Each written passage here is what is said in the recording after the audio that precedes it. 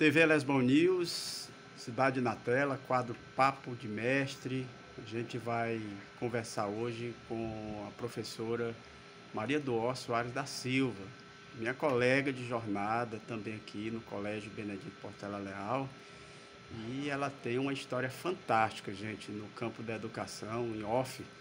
A gente estava conversando aqui e ela tem larga experiência na rede municipal, onde ela começou, na rede estadual, e teve uma passagem também até pela rede privada. E eu quero, professora Duó, antes de mais nada, te agradecer pela gentileza de saber um pouco aí da sua trajetória enquanto educadora. Quero que você comece fazendo uma retrospectiva aí da sua vida docente. Olá, boa tarde. Boa tarde, professor. É um prazer estar aqui conversando com você. Obrigada pelo convite. Fiquei até quando você me mandou a mensagem hoje, meio que surpresa, mas tudo bem.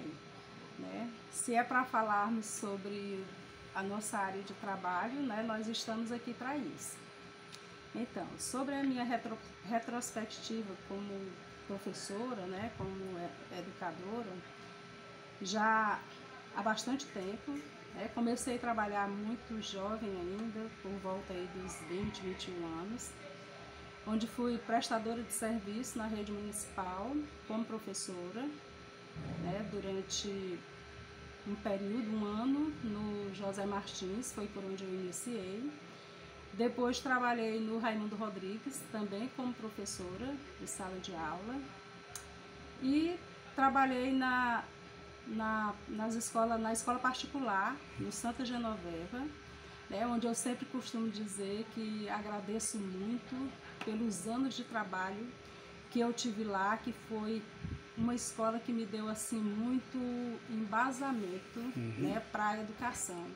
Foi onde eu aprendi muita coisa, sou muito grata à diretora por ter me convidado, e por ter ficado por lá durante muito tempo.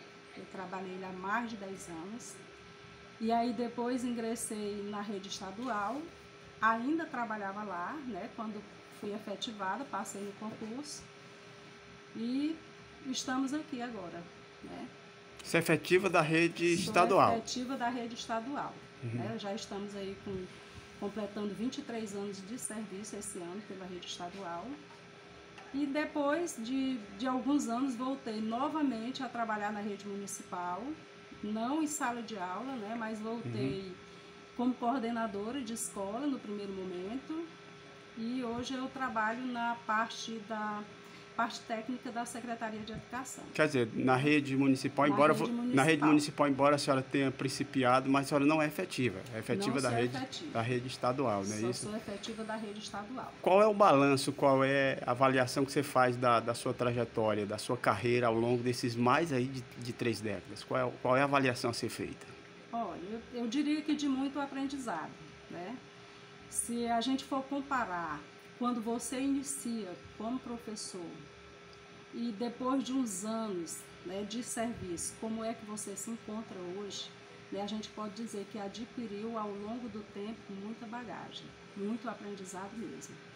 E como professor, como nós sabemos, é uma parte do trabalho que você não fica estagnado, você está sempre aprendendo, Então, assim, hoje ainda estou como professora de sala na rede estadual, mas eu poderia dizer que durante todo esse tempo, minha maior experiência ela foi na parte mesmo burocrática das escolas, como diretora, como coordenadora, certo?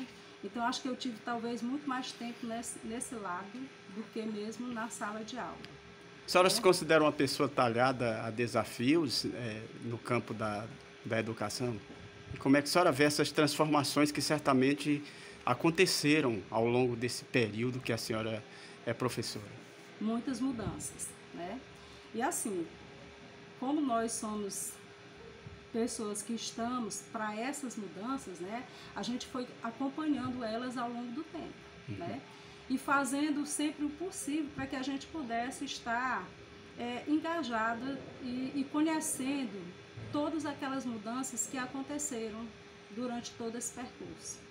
Então, de lá para cá, muitas coisas já aconteceram, como você mesmo sabe.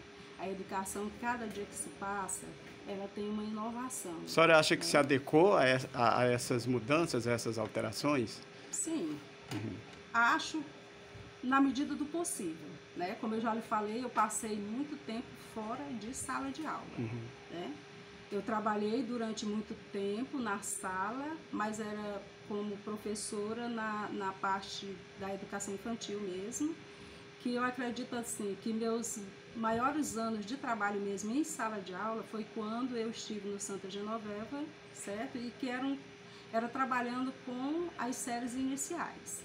Então a senhora acha que tem aptidões, principalmente na educação, para esse lado da educação infantil? Isso, Embora a senhora tenha também trabalhado com o ensino médio. Como professora do ensino médio, sim. Né? Mas se eu lhe disser, eu gosto da clientela do ensino médio, Sim. Com certeza. Nunca me dei mal com nenhum dos jovens com os quais eu convivo. Até porque, assim, não como professora de sala no ensino médio, mas como professora da escola de ensino médio, durante muito tempo também. A senhora considera que a educação infantil, a educação desse público que inclusive a senhora trabalhou, seja a área mais, digamos, aí, melindrosa da educação, onde a gente tem que preparar bem esse sujeito para chegar preparado lá nas séries seguintes? Com certeza. A educação infantil, os anos iniciais, eles são a base para que o aluno possa chegar no fundamental maior, no ensino médio, com uma bagagem bem evoluída, bem avançada. Então, se nós não cuidarmos deles lá nos anos iniciais, eles não terão uma bagagem própria para ingressar no fundamental maior ou no ensino médio. O que é que lhe instiga ser professor? Olha, primeiro, né, foi uma área, né, que eu tive como escolha, porque foi o concurso que eu fiz, né, que passei, que foi a área de trabalho em que eu pude me adequar, né. Eu não vou aqui lhe dizer que estar na educação é uma coisa porque eu tenho vocação, tive sempre vocação, não. Sim. Eu não gosto de hipocrisias, né? Eu lhe diria que durante todo esse tempo na educação eu sempre trabalhei com responsabilidade em cima daquilo que estou fazendo, né? E gosto do que faço. Teve uma motivação para optar por essa área? Por essa área? Olha, a motivação, José Neto, eu acredito assim, como nós moramos numa cidade interiorana, eu diria assim, né?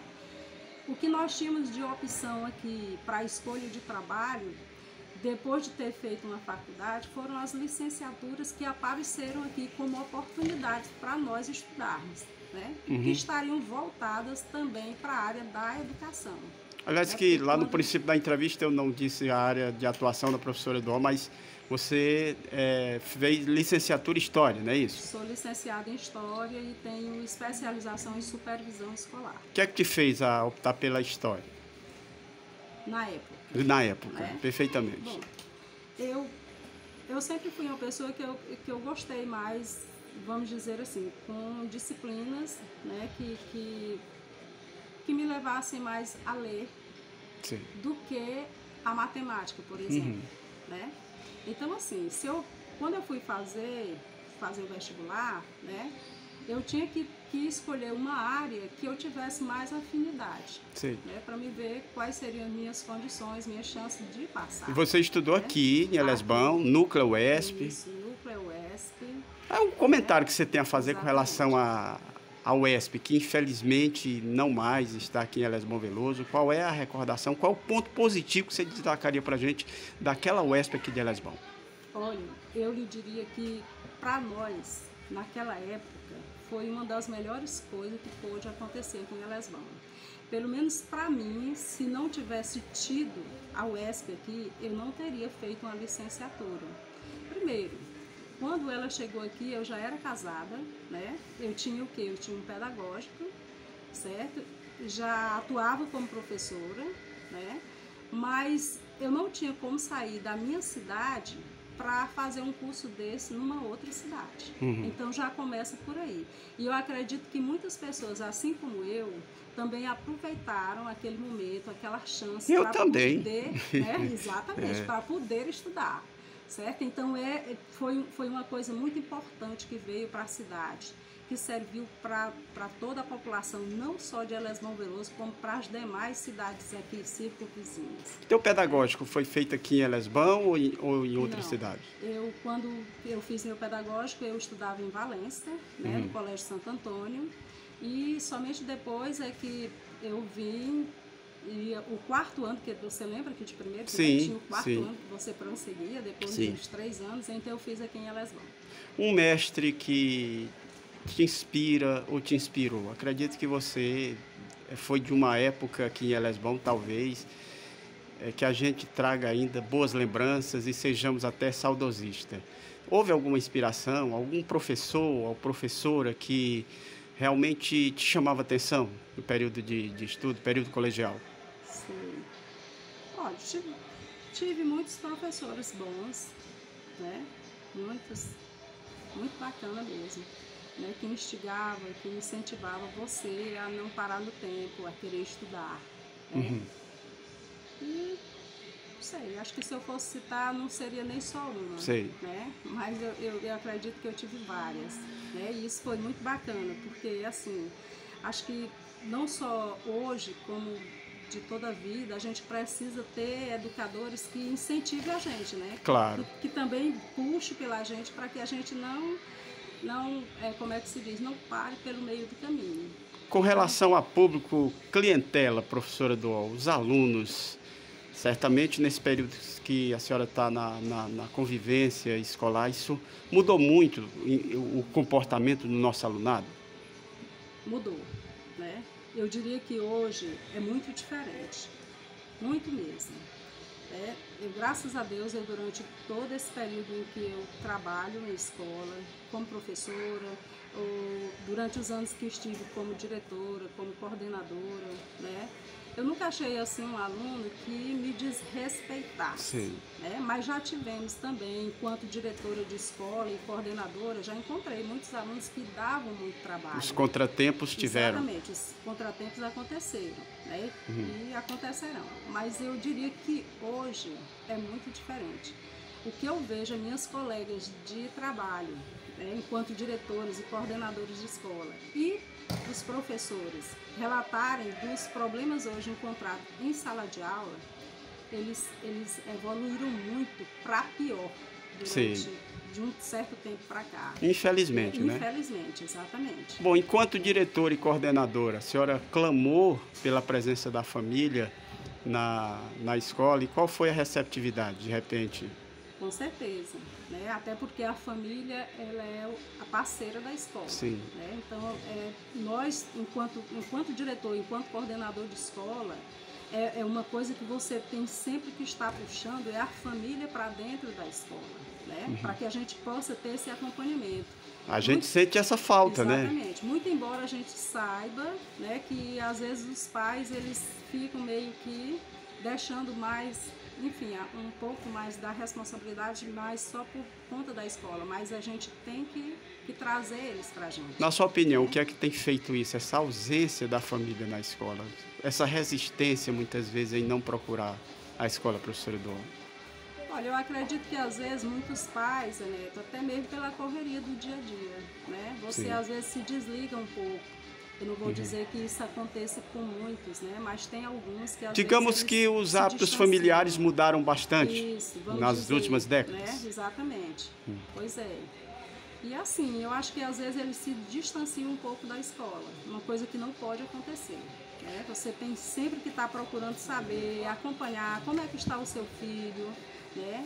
E não ter aquela desculpa de às vezes dizer assim, não, mas eu não sei ensinar as tarefas, ou às vezes não me falta o tempo. Não, você tem que arrumar tempo, né? se você é um pai que, vamos dizer assim, que é leigo com relação à leitura, mas mesmo assim, se você lá na sua casa se preocupar em dizer, olha, todas as vezes que seu filho chegar em casa, cadê? Você tem uma atividade para fazer? Tenho, pois então sente-se na mesa, você vai fazer isso aí.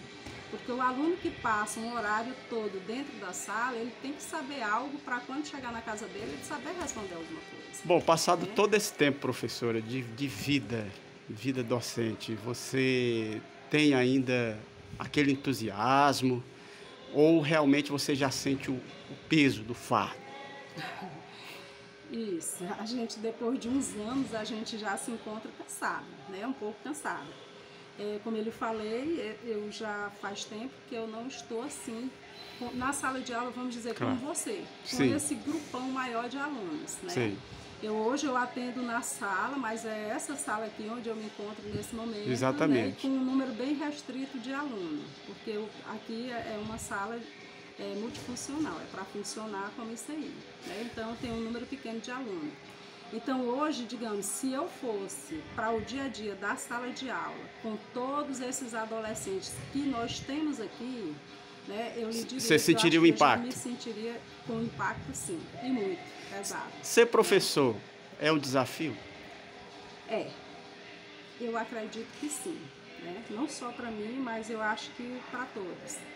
Por quê? Porque hoje, para a gente ser professor, não só hoje, mas acho que de toda a vida, você precisa estar acompanhando o decorrer das situações, né? Você precisa estar se formando, né? Adquirindo cada vez mais conhecimento.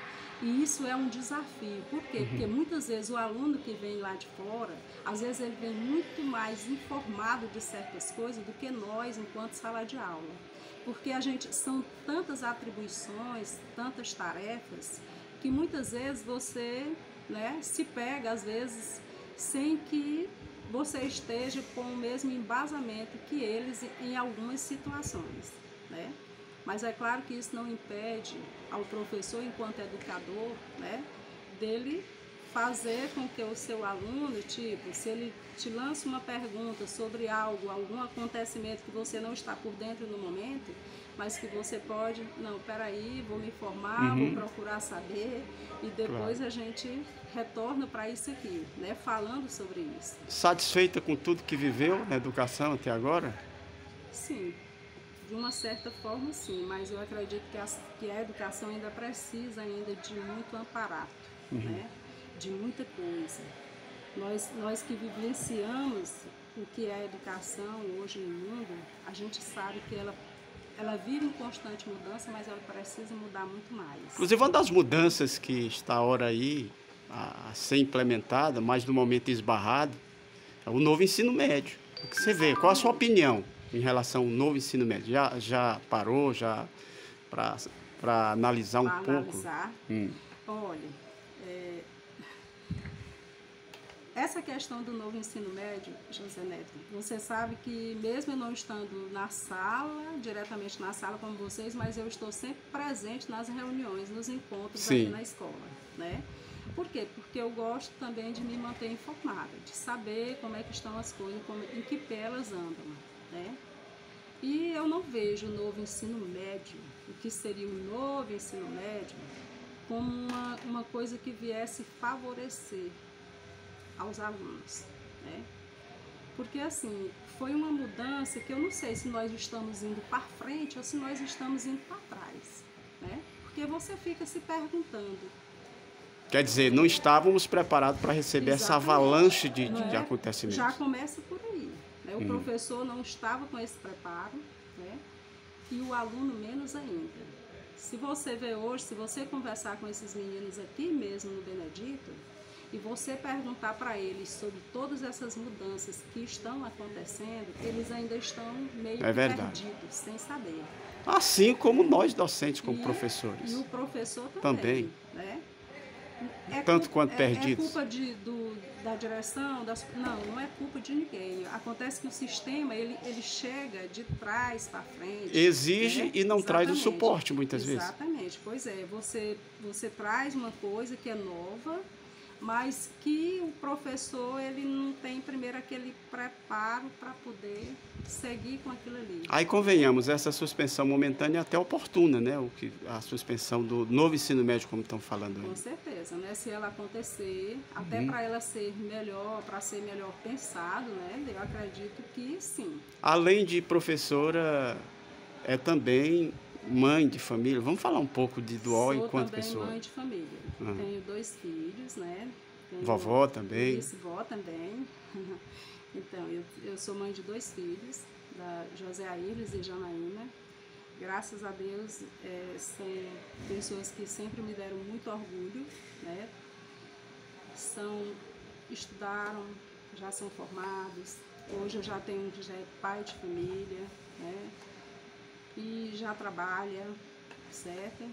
A minha filha também já é uma pessoa formada, que também já trabalha, já se vira por conta própria, né? E que, assim, graças a Deus, em termos de convivência, né, eu lhe diria que eu nunca tive muito trabalho com meus filhos, não. Né? Sempre os orientei muito bem e eles sempre foram, assim, pessoas muito obedientes também. Se sente uma pessoa feliz? Sim. Graças a Deus. Eu agradeço, professora Duol, pela oportunidade que você me deu de saber um pouco da sua vida enquanto professora e até na vida também. E deixa aí a senhora à vontade para as considerações finais, algum direcionamento. Muito obrigado. Eu é que agradeço, né, pela participação. Espero que eu tenha respondido. Contribuiu muito. Direitinho, né, a respeito do que você me perguntou, né? E dizer que nós estamos aqui, certo? Deixa um recado, finaliza deixando um recado para esses jovens aí, porque, professora Duol, é muito difícil, raro, a gente ver um jovem dizer que quer ser professor, por incrível que pareça. E a gente precisa disso. A gente precisa, dias atrás, numa atividade que eu realizei aqui, no Benedito Leal, a aluna deu um show no seminário, eu disse, olha, você tem que ser professora.